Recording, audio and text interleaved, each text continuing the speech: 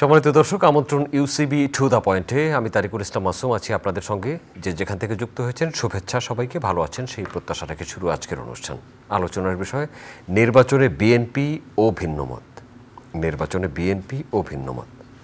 আগামী জাতীয় সংসদ নির্বাচনে বিএনপির অংশগ্রহণ অনেকটা নিশ্চিত এবং ভিন্নমতের অনেক রাজনৈতিক দলগুলো নির্বাচনে অংশগ্রহণ করবে, কেউ কেউ নির্বাচনে অংশগ্রহণ করতে পারবে না। আবার জাতীয় সনদ নিয়েও আলোচনা হচ্ছে। জাতীয় সনদ ঘোষণা স্বাক্ষর হবে 17 অক্টোবর।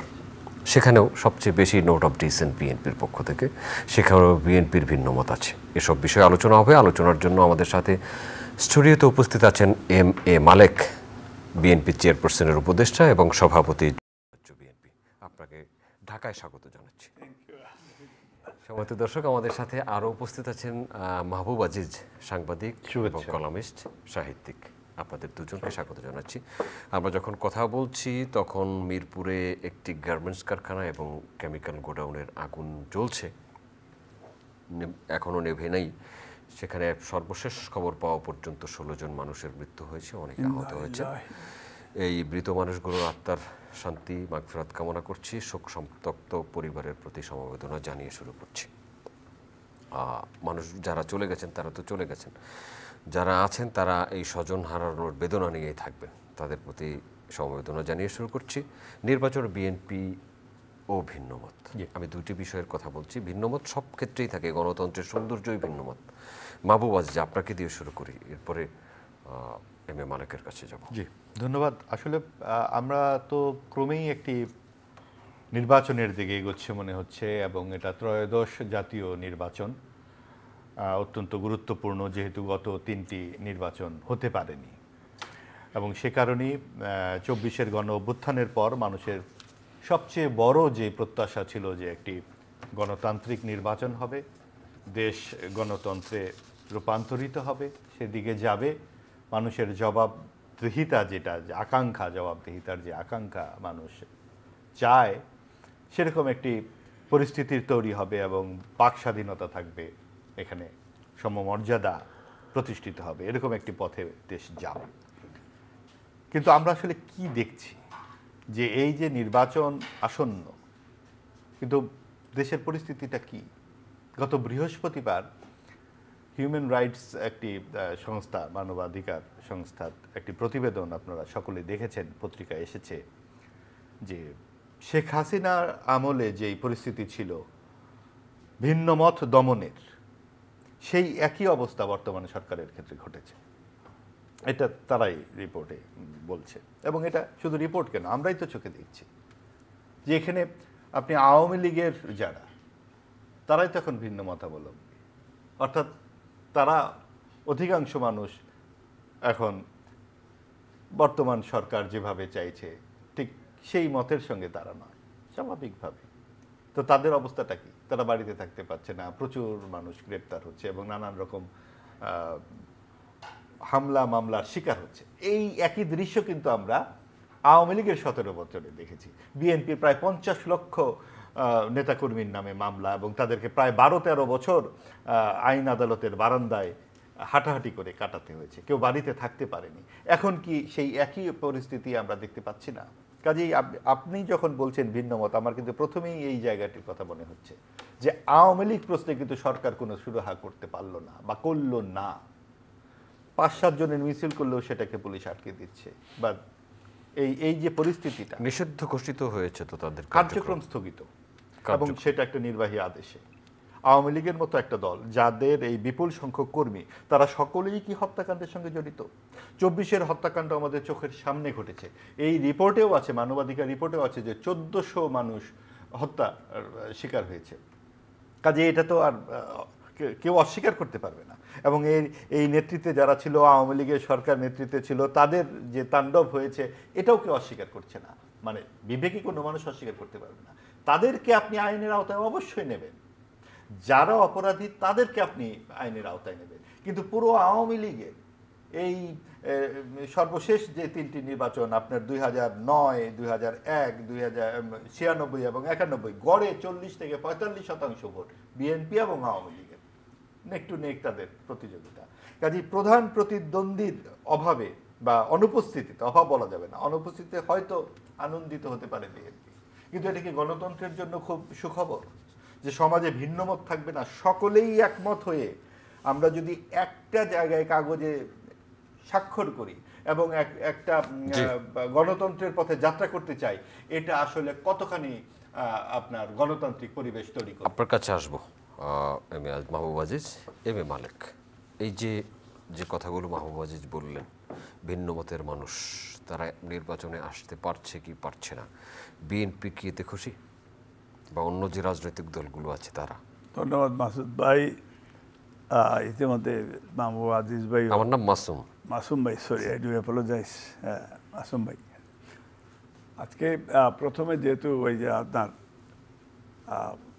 মিরপুরের এই গার্মেন্টস 6 জন লোক মারা গেছে, 16 জন। এর আগে রানা প্লাজারও সিমিলার কাহিনী, অনেক লোক মারা গেছে।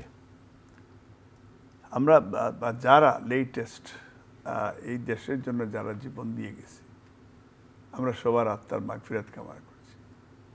আল্লাহ তাআলা সবাইকে যেন তাদের আত্মার তারা জান্নাত শান্তি দান করেন, শান্তি করুন।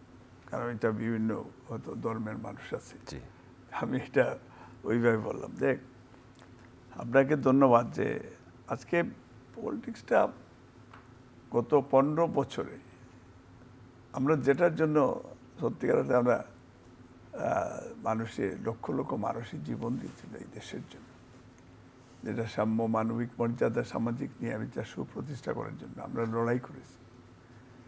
লড়াই করে এই দেশ এনে দিয়েছি। এই দেশে এমন একটা দেশ যে দেশে মানুষের বাসার জন্য জীবন দিয়েছে, যে দেশে গণতন্ত্রের জন্য জীবন দিয়েছে আজকে, এবং অধিকার আদায়ের জন্য জীবন দিয়েছে। তো গত 15 বছর তো সত্যিকার অর্থে গণতন্ত্র ছিল না, এবং গত 15 বছর বিশেষ করে আমরা দিল্লির দাসত্বের মাঝখানেই ছিলাম। আমাদের কোনো ফ্রিডম অফ স্পিচ ছিল না, আইনের শাসন ছিল না, প্রধান বিচারপতি আইন পায়নি, মা বোনরা ধর্ষিত হয়েছে, ধর্ষণের সেঞ্চুরি পালন হয়েছে। এবং বাংলাদেশে একটা স্পেশালি ঢাকা শহর একটা মসজিদের নগরী ছিল, কিন্তু সেখানে দেখেছে পাপিয়াদের, সাবরিনাদের তাণ্ডব লীলা, এখন কাদের সম্রাটদের জুয়া খেলা, এটা আমরা দেখেছি। ডক্টর ইউনূস উনি যদিও ধরেন যারা কোমলমতি ছাত্রছাত্রীরা তারা জীবন দিয়েছে এই দেশের জন্য, এবং তাদের মেইন কনসেপ্টগুলি আজকে যারা দেশ চালাচ্ছেন তারা হয়তো আন্দোলন তো আমরাও করেছি গত 16 বছর বা 15 বছর, দেশের গণতন্ত্র, মানুষের ভোটাধিকার ফিরিয়ে দেওয়ার জন্য, আইনের শাসন সুপ্রতিষ্ঠা করার জন্য। এবং আমাদের ভারপ্রাপ্ত চেয়ারম্যান 31 দফা কর্মসূচিও ঘোষণা করেছেন নির্বাহী জাতি গঠনে সবাইকে নিয়ে। এই যে ভিন্ন যেটা মত, যেটা আপনি বললেন, যুগপৎ আন্দোলন যারা করেছে, জুটেও যারা আছে, বিএনপি যদি সরকার করে না, এটা আমরা প্রমিস আমাদের পক্ষ থেকে, তাদেরকে সাথে করে নিয়েই সরকার গঠন করবে, দেশ বিল করবে তারা, রেইনবো নেশন বিল করবে তারা। এবং এটা বিএনপির যে টোটাল কোয়াইট ক্লিয়ার বিষয়টা। এখন আর ইলেকশনের যে বিষয়টা, বাংলাদেশে ইলেকশন, শুনেন, গণতন্ত্র, সিভিলাইজেশন এবং আমাদের যদি প্রত্যেকের ট্রুলি যদি এক অন্যের প্রতি আত্মসমালোচনা বা আপনার ভুল আপনাকে যদি বলি আর আপনি যদি এটা নর্মালভাবে নেন, তাইলে অ্যাগ্রেসিভভাবে না নিলে তো অনেক কিছুই ডিসকাশন করা যায়। তো আমরা গত 15 বছর কিন্তু আমরা সবাই দেয়ালের সাথে সবারই পিঠে। আমরা যখন কথা বলছি সে সময় কিন্তু ওই 15 বছরে যারা ছিল তারা বিচারের সম্মুখীন, বিচারের কাঠগড়ায়, এবং সমমনার যে জোটগুলো, যে রাজনৈতিক দলগুলো, শক্তিগুলো একসাথে যুগপৎ আন্দোলন করেছে, তাদের মধ্যেই কিন্তু এখন বিভাজন। তারাই প্রতিদ্বন্দ্বিতা করবে এই নির্বাচনে। হ্যাঁ, করা উচিত তো, কারণ গণতন্ত্র তাই তো বলে যে আপনার আপনি যুগপথেও আন্দোলন করছেন, জুটেও আন্দোলন করেছেন, আপনারও তো রাইট আছে, আমারও রাইট আছে। আমরা তো সবাই, আমাদের উদ্দেশ্য একটা যে মানুষের গণতান্ত্রিক অধিকার, ভোটাধিকার এইগুলি দেওয়ার জন্য, এবং আপনার ভোট আপনি দিবেন, যারা খুশি তারে দিবেন। এখন এই বিষয়টা দিয়ে এখন আমরা নির্বাচনে ঐক্যমতে পৌঁছছি না কেন, বা পৌঁছবো না কেন? যারা এই যে দেশের জন্য জীবন দিয়ে গেল, আমরা কি তাদের আত্মার সাথে বিশ্বাসঘাতকতা করছি না আমাদের নিজেদের স্বার্থে? এই রাজনৈতিক দলগুলোই কিন্তু একসাথে জাতীয় ঐক্যমত্য কমিশনে যাচ্ছে, জুলাই সনদ ঘোষণার জন্য আলোচনা করছে। জুলাই সনদের নোট অফ ডিসেন্ট সবচেয়ে বেশি দিয়েছে বিএনপি, এবং বিএনপিকেই রাজনৈতিক দলগুলো এবং ঐক্যমত্য কমিশনের পক্ষ থেকে বলা হচ্ছে আপনারা নোট অফ ডিসেন্ট তুলে নেন। তাহলে এই মত এবং ভিন্ন মত যদি বিএনপির উপরে এই চাপগুলো দেওয়া হয়, তাহলে ভিন্ন মতের মূল্য কি থাকে? এখানে আরেকটা জিনিস আমরা বুঝতে হবে, বিএনপি বর্তমানে বাংলাদেশের সবচেয়ে সর্ববৃহত্তর রাজনৈতিক দল, আর আওয়ামী লীগ এটা সরকার কর্তৃক এক ধরনের ব্যান্ড করেছে তারা। এখন আওয়ামী লীগকে এই মুহূর্তে আমরা অ্যাকাউন্টেবিলিটি এই সরকারও নিয়ে আসতেছে না, আমরা কোনো রাজনৈতিক দলও তাদেরকে স্বীকার করছে না। এখন Awami League minus, voter minus না, তার ভোট নিশ্চয়ই তার একটা ভোটের রাইট রয়েছে, কিন্তু এজ এ আওয়ামী লীগ তারা গত 15 বছরে $22.7 বিলিয়ন দেশ থেকে চুরি করেছে, এবং টোটাল রাষ্ট্রকে একটা জেলে পরিণত করেছে। আরেকটা রাষ্ট্রের এমপি চিলিফ এসে আপনার দেশ থেকে $4 বিলিয়ন চুরি করে নিয়েছে, যে কারণে তার মন্ত্রিত্ব বরখাস্ত করা হয়েছে। আজকে জয় $14 বিলিয়ন মামলায় আমেরিকায় জেল কেটেছে, এখনও তার বিরুদ্ধে এই মামলাটা ঝুলছে, তার FBI যেটা মামলা করেছে। এটা তো অপ্রিয় সত্য বিষয়টা। এই গত কদিন আগে ইকোনমিস্ট পত্রিকার লন্ডনের ডেইলি মেইল বোধহয় টোটাল আপনি মাফিয়া চক্রের এগেনস্ট একটা তারা রিপোর্ট করেছে, যেমন 380টা বাড়ি আপনার বাংলাদেশের ল্যান্ড মিনিস্টার, তার ছেলেরা, সালমান রহমানের ছেলে, তারপরে মানে টোটাল রাষ্ট্র লুট হয়ে গেছে। এবং এই টুটা ফাটা কান্ট্রি এখন মানে অর্থনৈতিকভাবে দেউলিয়া হয়েছে। অর্থ নাই বাংলাদেশ। এই যে আপনার প্রিন্টিং মেশিন দিয়ে আপনি দেখেন এত পচা পচা নোট,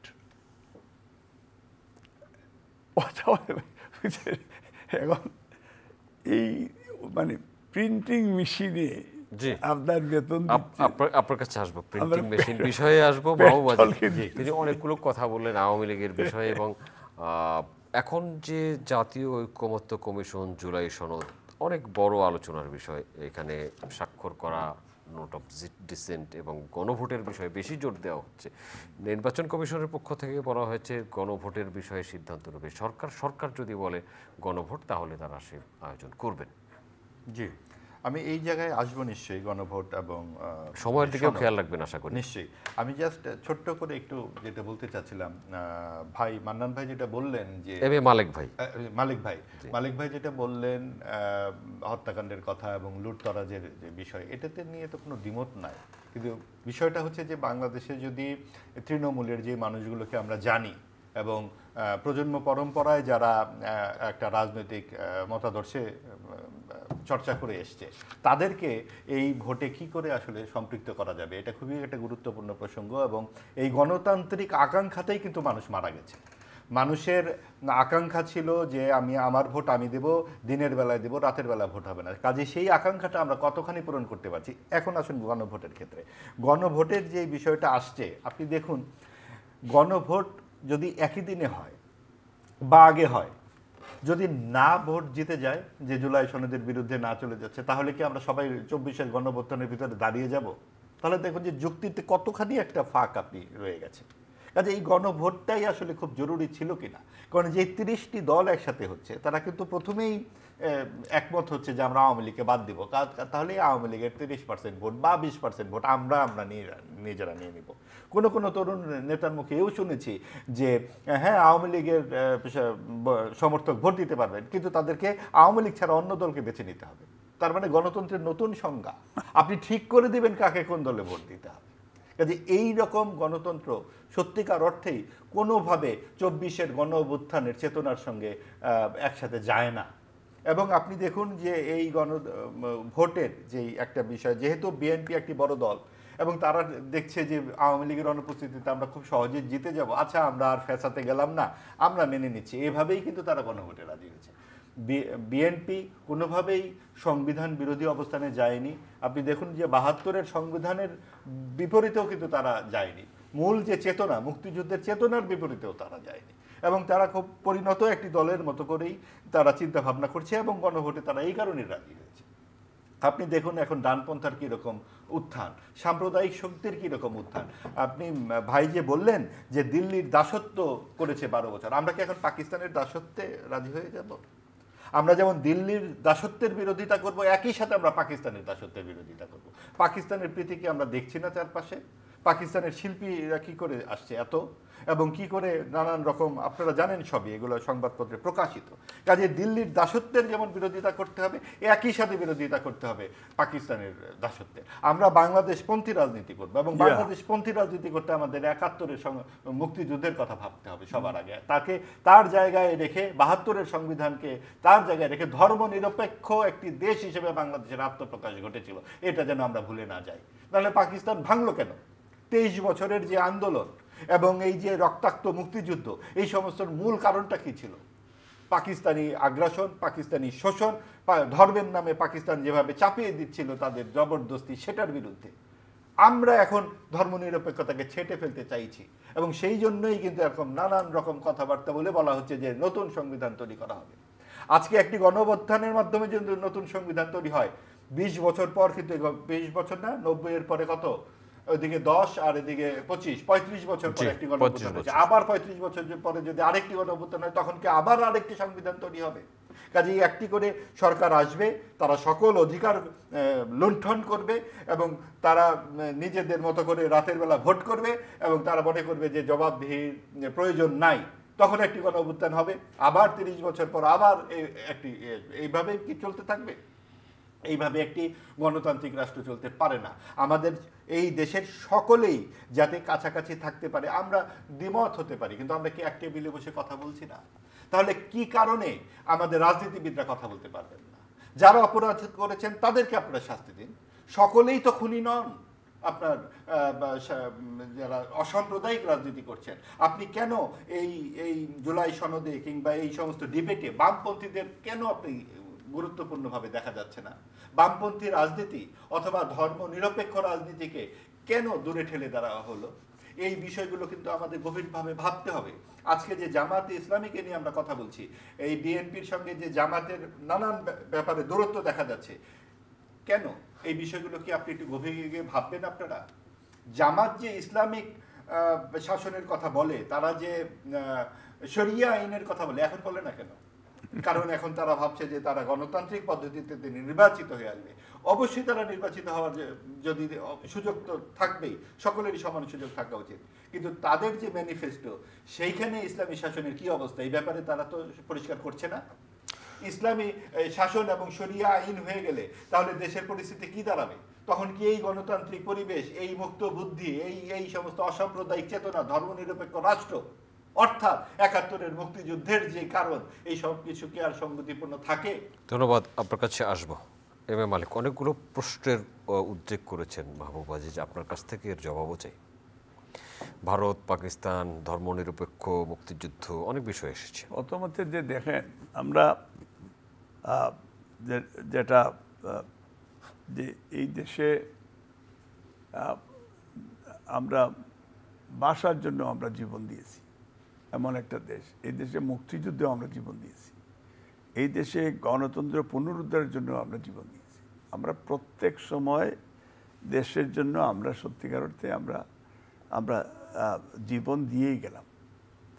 এখন ধর্মের যে বিষয়টা, এটাতে যেমন ওই ডিবেটটা ইটস কোয়াইট ডিফিকাল্ট, আমি যেটা মনে করি। তবে আমরা জাতীয়তাবাদী শক্তি যারা, শহীদ রাষ্ট্রপতি জিয়াউর রহমান যেখানে মুসলমান, হিন্দু, খ্রিস্টান, বুদ্ধিস্ট আমরা যাতে একসাথে একই দেশে বাস করতে পারি, সেই হিসাবে আমরা বাংলাদেশি জাতীয়তাবাদ আমরা বিশ্বাস করি এবং আমরা ধর্ম মূল্যবোধে আমরা বিশ্বাস করি, কারণ এই দেশে ধর্মটা ইজ এ কোয়াইট ইম্পর্টেন্ট। এবং এটাও যদি বলেন যে আপনার যদি ভারত এবং বাংলাদেশের তুলনা যদি দেন, তাইলে ভারতের হিন্দুত্ববাদী যারা আছে তাদের মতোই তারা তাদের গণতন্ত্র এবং তাদের ফ্রিডম এইভাবেই তারা গড়ে তুলেছে। এবং গুজরাটে সেখানে হাজার হাজার মুসলমানকে হত্যা করেছে, যেটা নরেন্দ্র মোদী দেশের প্রধানমন্ত্রী হয়েছে। বাংলাদেশে এই ধরনের কোনো ঘটনা ঘটেনি। এই কথাটা আমি একদিন আগেও বলছিলাম যে বিএনপি সরকার ছিল একবার, বেগম খালেদা জিয়ার সরকার। এই বাংলাদেশ এমন একটা দেশ যে দেশে মুসলমানরা রোজার মাস ছিল এবং একই মাসে একই দিনে হিন্দুদের সেই আপনার এই যে আপনার দুর্গাপূজা ছিল। আজ পর্যন্ত বাংলাদেশের ইতিহাসে মুসলমান হিন্দুর কোনো রাইট হয়নি, খ্রিস্টানের সাথে কোনো ধর্মীয় যুদ্ধ হয়নি, যেটা ইন্ডিয়াতে হয়েছে। তার মানে এখানে সাম্প্রদায়িক রাজনীতির জায়গা নেই, এই দেশে নেই। এটা আমরা চাইও না, যে কারণে আমরা যেখানে এইখানে ইন্ডিয়ানরা করেছে বা ওয়ার্ল্ডের আরো অন্যান্য দেশেও। তার মানে আপনারা কি অসাম্প্রদায়িকতার পক্ষে? না, আমি তো আমরা জাতীয়তাবাদীরা তো আমরা কোয়াইট ক্লিয়ার কনসেপ্ট, আমরা ধর্ম মূল্যবোধে আমরা বিশ্বাস। হ্যাঁ, ধর্ম মূল্যবোধ তো মানে ধর্ম নিরপেক্ষতা মানে তো ধর্মহীনতা নয়। না, ধর্ম নিরপেক্ষতা একটা কনসেপ্ট। এটা আমার ধর্ম বলতে কোনো নিরপেক্ষ বিষয় আছে কিনা আমি জানি। আমি যেমন মুসলমান, এটা রাষ্ট্রের অবস্থানের কথা বলা হচ্ছে। রাষ্ট্র কি করে রাষ্ট্রে যদি আপনি একটা ধর্মের পক্ষে চলে যেতে পারেন না, আপনি ওইভাবে হয়তো ইসলামিক রাষ্ট্র হিসাবে বাংলাদেশ একসময় হয়তো অনেকে চেষ্টা করছে, স্বীকৃতি নাই, কেউ চায় মুসলমান সংখ্যাগরিষ্ঠ রাষ্ট্র, মুসলমান সংখ্যাগরিষ্ঠ, এটা তো বলবার অপেক্ষা রাখে না। 9% মুসলমান, তাদের জন্য আর কি আইন? কিন্তু আজকে সারা পৃথিবী মুসলমানকে ঘৃণা করে। আমরা তো ঘৃণা করি না, আমাদের বাংলাদেশে তো সারা পৃথিবীর সারা ওয়ার্ল্ডে এটা একটা পেইন। এবং এটা বাংলাদেশের মুসলমানদের জন্য নয়, কিন্তু এই ঘৃণা কিন্তু হয়েছে টেররিস্টদের জন্য। টেরোরিজম প্রত্যেকটা দেশে আছে। বাংলাদেশে গত 15 বছর টেরোরিজমই ছিল, এখনো তো আছে, যেখানে তার মানে সন্তানের সামনে তার মাকে দর্শন করে। এখন কি নেই? এখনকার যে সিচুয়েশন এই ধরনের, এখন তো অ্যাটলিস্ট ফ্রিডম। যেমন আমি বাংলাদেশে আসতে পারছি, আমি তো গত 15 বছর, আবার অনেকেই আসতে পারছে না। যেমন গত 15 বছর আপনার মতো আরেকজন ভাই আসছে না, আমি আসতেছি আপনার সাথে। গত 15 বছর আমার বাড়ি পুড়িয়ে দিয়েছে, আমার বাড়ির টয়লেটে এখনো অনেকের বাড়ি পোড়ানো হচ্ছে ভাই। এইটা নিয়ে তো কথা শেষ করে দেই, তারপরে শেষ করুন। এখন বিষয়টা হলো যে টয়লেটের কমোড পর্যন্ত উঠিয়ে নিয়ে গেছে এবং লন্ডনের মতো জায়গায় রাশিয়ান হিটম্যান দিয়ে এই জেনারেলরাও একজন দুইজন উচ্চবিলাসী জেনারেল এখনো পাওয়া গেছে। আমরা ভিকটিম, দুই একজন, এখনো কয়েকজনকে তারা অ্যারেস্ট করেছে না কি শুনেছি। এই যে আয়নাগরের কারিগররা, এই যে গুম খুন যারা করেছে, এদের তো বিচার যদি আপনি না করেন, এই দেশের কোনোদিন গণতন্ত্র, আইনের শাসন প্রতিষ্ঠিত হবে না। এবং এইখানে আমরা কোনো ধর্মের পক্ষে বিরুদ্ধেও আমরা যাব না। ধর্ম এখানে যে জিনিসটা আমি মনে করি যে আমরা যে একটা বাংলাদেশে আমরা যারাই বসবাস করি, এরা একজনের প্রতি আমরা খুব শ্রদ্ধাশীল এবং আত্মীয়তা। আমরা ঈদের দিনে হিন্দুদের দাওয়াত করি, খ্রিস্টিয়ানরা দাওয়াত, তাদেরও ইভেন ক্রিসমাসেও আমরা যাই। হিন্দুর সেই দিন এই যে আপনার পূজাতে আমি নিজেই প্রত্যেকটা তাদের পূজার মন্দিরে গিয়ে তাদের পাশে দাঁড়িয়েছি।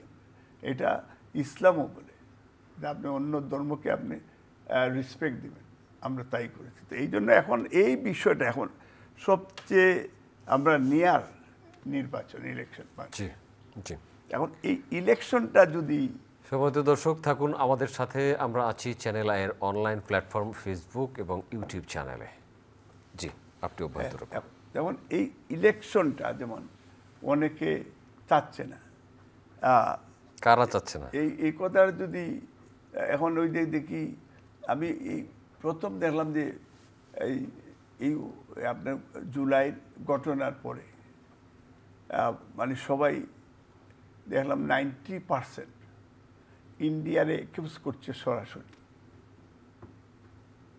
এখন একটু পরে দেখলাম একটু ডাউন জিনিসটা, বুঝলেন? তারপরে আরেকটা বড় রাজনৈতিক দল বললেন ইন্ডিয়াকে কষ্ট দেওয়া যাবে না। এখন যদি ইন্ডিয়ার কষ্ট দেওয়ার মানে হচ্ছে ডাল মেঘ পুছে খালায় একটা বিষয় আছে আমাদের, এবং ষড়যন্ত্র হচ্ছে। এবং এখনো বাংলাদেশে আমি বলেছি যে এখনো India they are very active বাংলাদেশে, যাতে নির্বাচন না হলে তারা বেনিফিশিয়ারি, ইন্ডিয়া বেনিফিশিয়ারি। কারণ India quite upset. Rampal function হচ্ছে না এখন, চিরং সমুদ্র বন্দরের ফাংশন নেই, করোডোর বাংলাদেশের মানুষ তো জেনেছে, অথচ আমাদের ফারাক্কার সমস্যা সমাধান তারা এতদিন বুলি করেছে আমাদের।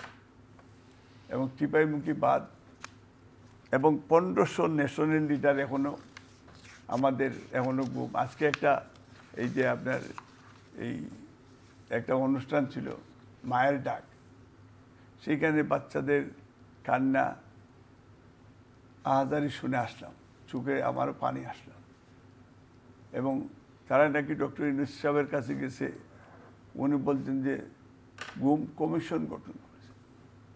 আজকে ইলিয়াস আলী কই, চৌধুরী আলম কই, কমিশন 1500 আজকে এই ছেলেরা কান্নাকাটি করছে কেন? এবং তাদের আত্মীয় স্বজন অনেকে চাকরি পাচ্ছে না, ক্ষুধার্ত, মেয়ের স্কুলে যাইতে পারতেছে না, তাদের জায়গা সম্পদ, ইভেন এই অনেক ভিকটিম ফ্যামিলির জায়গা সম্পদ গত 15 বছর যেভাবে তারা লুট করছে, দখল করেছে, একইভাবে এখনো এটা দখল ফেরত পাচ্ছে না। আপনার বাংলাদেশে বলতেছেন আপনি আইন। আসবো আপনার কাছে, আপনার কাছে মাহবুব আজিজ। তিনি অনেকগুলো বিষয়ের অবতারণা করেছেন, স্পেশালি গুম খুনের বিষয় এবং সামরিক বাহিনীর কিছু সদস্য অ্যারেস্ট আছে সেই বিষয়েও তিনি দৃষ্টিপাত করেছেন। এ নিয়ে আলোচনাও আছে, প্রতি রাতেই কু হয় সোশ্যাল মিডিয়ায়। বাংলাদেশের সেনাবাহিনীকে যদি এইভাবে কটূক্তি করে বা কথা বলে খাটো করা হয়, তাহলে তো আমাদের স্বাধীনতার সার্বভৌমত্বের রক্ষাকারী যে বাহিনী, সেটাকে আমরা ছোট করলাম। নিশ্চয়ই নিশ্চয়ই। আর একটা ব্যাপার হচ্ছে কি, এখানে যারা কটূক্তি করছে আপনি দেখবেন অধিকাংশ বিদেশে থাকে এবং নিরাপদ একটা জায়গা থেকে তারা অনেক আজে বাজে ইউটিউব ছড়াচ্ছে। এইভাবে একটা দেশের সেনাবাহিনীর সদস্যদের সম্পর্কে আমার যা খুশি তাই আমি বলে দিলাম এবং বললাম যে আপনারা রাস্তায় বেরিয়ে আসেন, এইসব আসলে খুবই অর্থহীন একটা ব্যাপার। এই আলাপ প্রলাপ তাদের ভিউ ব্যবসার কারণে হয় এবং তাদের টাকা পয়সা ইনকাম করার জন্য তারা এই সমস্ত দেশকে অস্তিত্বশীল করার চেষ্টা করে। আবার এটাও যেমন সত্য, আবার এটাও সত্য যে গুম কিন্তু হয়েছে। এবং এটা ভাই যেমন বললেন যে দীর্ঘ 15 বছর এইটা হয়েছে, এবং আওয়ামী লীগ যেমন বলতো তার আগের 15 বছর 10 বছর এটা হয়েছে। এটা সবসময় আমরা আওয়ামী লীগের মুখে কিন্তু শেখ হাসিনার নেতৃত্বে, শেখ হাসিনার মুখে বিশেষ করে শুনতাম অমুক সময় এটা হয়েছে, অমুক সময় হয়েছে, বিএনপি জামাত এটা করেছে, তার বিরোধিতা করলেই বিএনপি জামাত এটা করেছে, বিএনপি জামাত এটা করেছে। আপনাদের মনে আছে এবং মনে থাকবে নিশ্চয়ই। এটা নিয়ে সারা দেশের মানুষ অত্যন্ত বিরক্ত ছিল, যে কোনো কিছু হলো বিএনপি জামাত। এখন কি হচ্ছে? এখন কিন্তু ভাই একজন রাজনীতিবিদ, উনিও কিন্তু বারবার বলছেন 15 বছর, আমরা তো জানি এটা, এখন কি হচ্ছে এবং আপনারা ক্ষমতায় আসলে কি করবেন, এই বিষয়টা কিন্তু আমরা জানতে চাই। এখন কি হচ্ছে? আজকে মায়ের ডাকে যারা দাঁড়িয়েছেন, শিশুদের চোখের কান্না এবং মুখের ভাষায় যেমন আমরা অশ্রুজল হচ্ছি, আজকে যাদের বাবারা দেশ ছাড়া হচ্ছেন, বাড়ি ছাড়া হচ্ছেন, ঘর ছাড়া হচ্ছেন, তাদের শিশুরা তো এখন সামনেই আসতে পারছে না। এবং এই মায়ের ডাক কিন্তু আবার হবে, কারণ এগুলো কি চলতেই থাকবে? আমাদের কথা হচ্ছে এই জায়গাটাতে ভিন্ন মত সমাজে রাখতে দিতে হবে। সব সময় সমাজে এক্সিস্ট করবে ভিন্ন মত, সব কথায় আমি আপনার সাথে একমত হব না তাই বলে আপনি আমাকে কোতল করতে পারেন না, আপনি আমাকে জেলে পড়তে পারেন না, আপনি আমার হাত পড়া পরে আপনি হাসপাতালের শয্যায় আমাকে শুইয়ে দিতে পারেন না এবং সেভাবে আমার মৃত্যু হতে পারে না। এটা একটা রাষ্ট্রের কাছে আমাদের ন্যূনতম মানবিক চাওয়া। এই রাষ্ট্র এর আগেও সেটা নিশ্চিত করেনি, গত 17 বছর কেন, গত 50 বছরই এটা নিশ্চিত করেনি। কার হাত রক্ত রঞ্জিত নয় এই দেশের রাজনীতিবিদদের? যখন যারা ক্ষমতায় এসেছে তখন তাদের বিরুদ্ধে বিভিন্ন ধরনের যেটাকে বলা হয় অগণতান্ত্রিক আচরণ, তার অভিযোগ আছে। 21শে আগস্টের কোনো সুরাহা হয়নি, হবেও না কোনো দিন। তার মানে কি? তার মানে কার বিরুদ্ধে অভিযোগ আমরা করব না? কাজেই এই সমস্ত অভিযোগ পাল্টা অভিযোগের এই ঘূর্ণাবর্ত থেকে এই জাতি মুক্তি চায়। সকলে মিলে যাতে একটি সমাজে পারস্পরিক সহাবস্থান হতে পারে সেরকম একটি পরিবেশ দরকার। প্রত্যেকের ভোটের অধিকার থাকতে হবে, প্রত্যেকে কথা বলতে পারবে। যার যা অপরাধ তার জন্য আপনি শাস্তি দেন। আমি যদি খুনি হয়ে থাকি, আমি যদি ঘটনার সঙ্গে জড়িত থাকি, আমি যদি ফ্যাসিজমের সঙ্গে জড়িত থাকি, আমাকে আপনি আলাদা করেন। কিন্তু তাই বলে একটি পুরো মতাদর্শের মানুষকে আপনি আলাদা করবেন, যারা মুক্তিযুদ্ধের সপক্ষের, যারা প্রগতিশীল, যারা অসাম্প্রদায়িক রাজনীতি, তাদেরকে আপনি দেশ থেকে বের করে দিতে চাবেন? এটা কি হয় নাকি? তাহলে আপনি বাংলাদেশের নামটিই আপনারা একসময় বদলে বাংলাস্তান করে ফেলবেন। এবং এই জায়গাতে যদি আমরা যেতে চাই তাহলে তো এটা সম্ভব হবে না। তাহলে এই সংঘর্ষ অনিবার্য এবং এটা চলতেই থাকবে। এই বিরামহীন অভিযোগ পাল্টা অভিযোগ থেকে আমরা মুক্তি চাই। আমরা চাই যে এই নির্বাচনের আগে যাতে ডিসেম্বর মাসেই কেন সমুদ্র বন্দর দিয়ে দিতে হচ্ছে বিদেশিদের হাতে, এটি নিয়ে কেন ভাই যেমন বললেন সমুদ্র বন্দর ভারত দিয়েছে। ভারতের সাথে বাংলাদেশের যে এত কি বলে আত্মসমর্পণমূলক চুক্তির কথা আমরা জানতাম, এই সরকার এসে একটি চুক্তি ওখানে দেখাতে পারলো না। তার মানে ওটা সরকারের বিরোধিতা করবার জন্যই করা হয়েছিল। বরং এখন যে সমস্ত চুক্তি করা হচ্ছে তা নিয়েই তো সংখ্যা জাগে যে দেশকে যেই দেশ বিক্রি করার কথা বলা হচ্ছিল, এখন সমুদ্র বন্দর কেন তারা দেওয়ার চুক্তি করবে? এটা কি অন্তর্বর্তীকালীন সরকারের আওতায় পড়ে? তাহলে নির্বাচিত সরকার এসে করবে কি? আপনি দেখুন যে নির্বাচিত প্রধানমন্ত্রী কোথায় থাকবেন, সেই বাড়িও এই অন্তর্বর্তীকালীন সরকার ঠিক করছে। কেন এখন যিনি প্রধান উপদেষ্টার বাড়িতে কি প্রধানমন্ত্রী থাকতে পারবেন না কিছুদিন? তারপর সেটা সংসদে আলোচনা করে ঠিক হোক। আমাদের সংসদ ভবন তো একটি খুব চমৎকার একটি জায়গা, সুরম্য একটি জায়গা, একটি চমৎকার একটি স্থাপত্য সেখানে। কেন আমাদের এই স্থাপত্যগুলো ভাঙতে হবে? আমাদের মুক্তিযুদ্ধের ভাস্কর্য যেভাবে ভাঙা হয়েছে, মাজার যেভাবে ভাঙা হয়েছে, 32 নম্বর ধানমন্ডির বাড়ি যেভাবে গুঁড়ো করে দেওয়া হয়েছে, সে আমরা কিন্তু ভুলছি না যে রাষ্ট্রপতি জিয়াউর রহমানের, শহীদ রাষ্ট্রপতি জিয়াউর রহমানের বাড়িও কিন্তু গুঁড়ো করে দেওয়া হয়েছে। সেটা আওয়ামী লীগ করেছে। এখন আওয়ামী লীগ গুঁড়ো করেছে বলে বিএনপিও গুঁড়ো করবে অথবা এই সরকারও গুঁড়ো করবে? এই গুঁড়োগুড়ির এই আবর্ত থেকে কিভাবে আমরা বেরোতে পারি? এই ভিন্ন মতগুলোকে সমাজে সহ্য করার ক্ষমতা রাখতে হবে। এটাই গণতান্ত্রিক সহিষ্ণুতা। এই চর্চার মধ্যে যেতে হবে রাজনীতিবিদদের। তাহলে কর্মীরা কিন্তু, যে ভাই যেমন বললেন, অসাম্প্রদায়িকতার চর্চা বাংলাদেশে আছে, তো আবহমান কাল জুড়ে আছে। এই দেশে তো সাম্প্রদায়িক দাঙ্গা হয় না, কাজে এই দেশে সাম্প্রদায়িক রাজনীতিরও প্রয়োজন নাই। ধন্যবাদ আপনাকে এম এ মালেক। বিরামহীন অভিযোগ পাল্টা অভিযোগের সংস্কৃতি থেকে কবে বের হবে বাংলাদেশ? আপনাকে দিয়ে শেষ করব। প্রথম হচ্ছে যে আজকে এই সরকার তো ধরেন বিএনপি সরকার না, তবে যেমন কোনো গণতান্ত্রিক সরকার না হওয়া পর্যন্ত কোনো ধরনের বড় ডিল অন্য দেশের সাথে, এই যে বন্দর দেওয়া বা অন্যান্য সাইটগুলি দেওয়া, এটা ঠিক হবে না। এবং এটার সাথে আমি একমত ওনার সাথে যে এটা পার্লামেন্টারি ডেমোক্রেসি যেহেতু এখানে আছে, নেক্সট নির্বাচন যেই সরকার গঠন করবে এবং তারাই এইসব চুক্তি তারাই করবেন। আরেকটা বিষয় যেটা আপনি যে সেনাবাহিনীর একটা বিষয় বলেছেন, সেনাবাহিনীকে নিয়ে এখনও গর্ব করার মতো বাংলাদেশে, যেমন তারা ইউনাইটেড নেশনসে তারা অনেক সুনাম অর্জন করেছে এবং আমাদের দেশে অনেক দেশে বাংলাদেশকে চিনে। দুইটা, একটা হলো সেনাবাহিনী, দেশের বিভিন্ন দেশে তারা সার্ভিস করছেন, আরেকটা হলো ক্রিকেট টিম, যেটা ওয়ার্ল্ডের বিভিন্ন দেশে আমরা বেশ সুনাম করেছি। আরেকটা হলো প্রবাসীদের রেমিটেন্স যোদ্ধা। কারণ আমরা এই দেশের সিংহভাগ আমরা বাজেটে আমাদের কন্ট্রিবিউশন হয়েছে। অথচ দেখা যায় যে ম্যাক্সিমাম প্রবাসীদের বাড়ি সবচেয়ে বেশি এই গত ফেসিস্টরা দখল করেছে। আপনারা ইনভেস্টিগেশন করবেন। আমি আজকে বলে গেলাম যে আপনারা ইনভেস্টিগেশন করতে, আমি যেমন সিলেটে প্রায় 400 ফ্যামিলি অফিসিয়াল তারা কমপ্লেন করেছে, তাদের ঘরবাড়ি দখল করেছে। এখন ভোটার প্রবাসে প্রায় 2.5 কোটি ভোটার। কিন্তু আমার আরেকটা প্রশ্ন, আপনি যদি যে প্রবাসী বলতে ইন্ডিয়াতে যারা আছে এরা তো গত সরকারের সময় অনেক বাংলাদেশি পাসপোর্ট নিয়েছে, ইন্ডিয়ানরাও নিয়েছে, এবং অনেক ইন্ডিয়ানরা পুলিশ এখন ওদের ঠিক ঠিকানা নেই। সেদিন দেখলাম একটা ইনভেস্টিগেশনে আপনার কয়েকশো পুলিশের ঠিকানা নাই, ওখানে তারা ইনভেস্টিগেশন গিয়ে দেখে এখানে তার বাড়ি জীবনেই ছিল না। এরা কি ভোট দিতে পারবে? এরা হ্যাঁ, কারণ ইন্ডিয়াতে তো সবচেয়ে আপনার বক্তব্য ইন্ডিয়ার মানুষ বাংলাদেশি পাসপোর্ট নিয়ে বাংলাদেশে চাকরি করছে, এরকম একটা বক্তব্য আমাদের আইন উপদেষ্টা হওয়ার আগে বলেছিলেন। হ্যাঁ, করেছে 26 লাখ।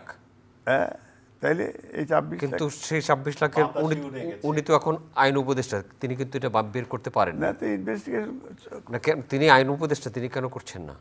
করছেন না কেন? এটার প্রশ্ন এটা। তখন কথার কথা না, কথার কথা হয় না। একটা দেখান, একজনকে নাম দেখান, বললে তো হবে না। না, কথার কি বলেন, গত 15 বছরে আপনারা মাফিয়া ছিলেন না এই দেশের মানুষ? 15 কেন, গত 50 বছরই তো মাফিয়ারা। না, 50 বছরের কথা বলবো না। আমরা এটা মুক্তিযুদ্ধ করে এই দেশে এনে দিয়েছি আমরা। আপনি 50 বছর আপনারা একা না, এই দেশের মানুষই মুক্তিযুদ্ধ। আমিও তো মুক্তিযুদ্ধ। আপনি যদি মুক্তিযুদ্ধ আমরা সবাই মিলে, আমরা এবং আমার দলের প্রধান এই দেশের আমার দলের প্রধান এই দেশের স্বাধীনতা এনে দিয়েছে, পতাকা এনে দিয়েছে। মাল্টি পার্টি ডেমোক্রেসি আমরাই। আওয়ামী লীগের মতো কথা হয়ে যাচ্ছে না, আওয়ামী লীগ আপনি দেখেন না, আপনি ট্রুথ দিতে, আপনার সত্যিকার এভাবেই বলতো। আপনি যদি বায়াসড না হন, এই দেশ আমার বাবা দিয়ে গেছে। না, বাবা দেয় নাই, জিয়াউর রহমানের মাল্টি পার্টি ডেমোক্রেসি দেয় নাই। এটা তো সেই বিখ্যাত ডায়লগ, এই দেশ আমার বাবা দিয়ে গেছে, আমি যা খুশি তাই করব। মুশকিল হয়ে গেছে, আপনারা আওয়ামী লীগ করান আর হইলেই সমস্যাটা সেইটাই এখন। কারণ ভিন্নমত মানে আওয়ামী লীগ, যেমন আওয়ামী লীগ বলতো ভিন্নমত মানে বিএনপি জামাত, একই তো কথা। আপনারা এখন তাই বলবেন। আপনাদের শুনেন, আপনারা অত্যন্ত সুকৌশলী ছিলেন। সেটাই। আপনি কি তাকে আওয়ামী লীগ বলছেন? আমি মনে করছি না, আমি খুবই বিস্মিত। আমি মনে করছি যে উনি আওয়ামী লীগ, এটা বলিও নেই। আপনাদের বিরোধিতা করলে আমরা এখন আওয়ামী লীগ আসে, তখন বিএনপি। আমাদের গণতান্ত্রিক অধিকার আছে, এটা আপনি আমার বিরুদ্ধে কথা বলার।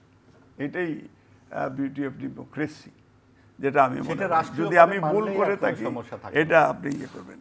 আপনার কাছে একটু ভিন্ন বিষয় যাই। আপনি তো যুক্তরাজ্য বিএনপির সভাপতি, যুক্তরাজ্যে আপনি থাকছেন, তাই তো? যুক্তরাজ্যের রাজনৈতিক দলগুলোর মধ্যে কেমন সম্পর্ক? যুক্তরাজ্যের মানুষ কিভাবে পলিটিক্যালি বিহেভ করে? যুক্তরাজ্যের মানুষের মধ্যে কেমন সম্পর্ক থাকে? সেখানকার পার্লামেন্টারি ডেমোক্রেসি কতটা স্ট্রং, কেমন স্ট্রং? বাংলাদেশকে সেখানে যেতে হলে কি করতে হবে? প্রথমত যে বই যে আজকে ধরেন এই যে আমরা দুইজন কথা বলতেছি, এরা আরো বেশি কঠিন কথা বলে, কিন্তু তারপরে তারা এই ইস্যুটা বলে গিয়ে তারা ফ্রেন্ড হয়ে যায় এবং তারা এক টেবিলে বসে আলোচনা করে। হিংস্রতা সেইখানে থাকে না, পলিটিক্যাল মারামারি নাই, কানাকানি নাই, হানাহানি নাই, পলিসি দিয়ে। বুথ সেন্টারে আপনি যাবেন, তারা এই একটা লিফলেট দিয়ে দিবে ম্যাক্সিমাম, কিন্তু সেইখানে আপনার ঘরে ঘরে যে ক্যাম্পাস করে না। আমরা তো তাদের চেয়ে 200 বছর পিছিয়ে আছি অলরেডি। এটা সত্যি। এই 200 বছর তো আমাদের দেশে ওইটা বুঝে দেবেন, তাদের দেশে খ্রিস্টান কান্ট্রি গ্রেট ব্রিটেন, কিন্তু দেখবেন যে সেখানে হাজার হাজার মসজিদ আছে। সেখানে আমাদের বাংলাদেশিদের প্রায় 13,000 রেস্টুরেন্ট আছে এবং তারাই মানে সেই ব্রিটিশরাই কিন্তু কাস্টমার। এবং আমাদের ন্যাশনাল ডিশ এখন যেটা চিকেন টিকা মশালা। আমরা প্রতি বছরে অ্যাবাউট 4.4 বিলিয়ন পাউন্ড আমরা কন্ট্রিবিউশন করি ট্যাক্স। এবং ব্রিটিশের আমরা ব্রিটিশ যেহেতু ওই যে এই জায়গায় ওই যে বাঙালি আর বাংলাদেশি, কারণ ইংলিশ কান্ট্রি, এখন তারা যদি ইংলিশ বলে তাহলে তো আমরা রেসিজমে পড়ে যেতাম, আর ব্রিটিশ বললে তো আমরাও ইনক্লুড হয়ে যাই। তো এই দেশে তো রেসিজম এখন আছে। আপনি বললেন বাঙালি আর বাকিগুলি সাঁওতাল মণিপুরি উপজাতি, এখন আরকানরাও ঢুকেছে। আমাদের সিলেটের মণিপুরিরা সাঁওতালরা এদেরকে দেখানো সন্তুলার মা এই বাঙালি না বলেই তো বিদ্রোহ করলো, যুদ্ধ হলো। এখন ওই যে ব্রিটিশরা যে জিনিসটা করে তারা হয়তো লার্ন করেছে, তাদের ডেমোক্রেসি খুব শক্তিশালী এবং তাদের পলিটিক্স নিয়ে মারামারি নেই। পার্লামেন্টের ভিতরে মারামারি আছে, এখন মানে মুখ দিয়ে একবারে যুদ্ধ ঘোষণা। আমরা শেষ করব। এখন আমার ইয়েটা হলো যে ফাইনালি আমরা এই দেশটা আপনার আমার সবাই মিলে, আমরা বাংলাদেশি হিসাবে আমরা এই দেশে যে সাম্য, মানবিক মর্যাদা, সামাজিক ন্যায় বিচার, এটা যে কোনোভাবে যেন আমরা ফিরে নিয়ে আসি। এবং আমাদের ভাইকেও বলবো যে আপনিও আমাদের 31 দফা কর্মসূচি তারেক রহমান জাতির উদ্দেশ্যে দিয়েছেন। আগামীতে আমরা স্পষ্ট আমাদের পক্ষ থেকে বক্তব্য, আমরা যদি ক্ষমতায় আসি তাহলে আমরা রাষ্ট্র কীভাবে পরিচালনা করব, আমরা হেলথ সেক্টর থেকে শুরু করে এডুকেশন থেকে শুরু করে আমাদের। আপনাকে ধন্যবাদ মালেক, এবং আপনাকেও ধন্যবাদ। এবং আগামী ফেব্রুয়ারি নির্বাচনে আমিও আশা করি যে যদি সুযোগ পাইতে আমিও ডেমোক্রেটিক হিসাবে আমি সিলেট 3 দক্ষিণ সুরমা ফেঞ্চুগঞ্জ বালাগঞ্জ থেকে আমি হোপ আমি ইলেকশন করব। আপনাকে ধন্যবাদ। মাহবুব, আপনি ইলেকশন করবেন? না না, আমি ইলেকশন করার মতো যোগ্যতা আমাদের নাই, কারণ এই দেশে ধন্যবাদ আপনাকে, অনেক কিছু যোগ্যতা থাকে। সম্মানিত দর্শক, এতক্ষণ আমাদের সাথে থাকার জন্য কৃতজ্ঞতা। আগামী অনুষ্ঠান দেখার আমন্ত্রণ রইল। দেখা হতে পারে সেই অনুষ্ঠানে। ভালো থাকবেন সবাই। আপনাদের সবার জন্য অনেক অনেক শুভকামনা।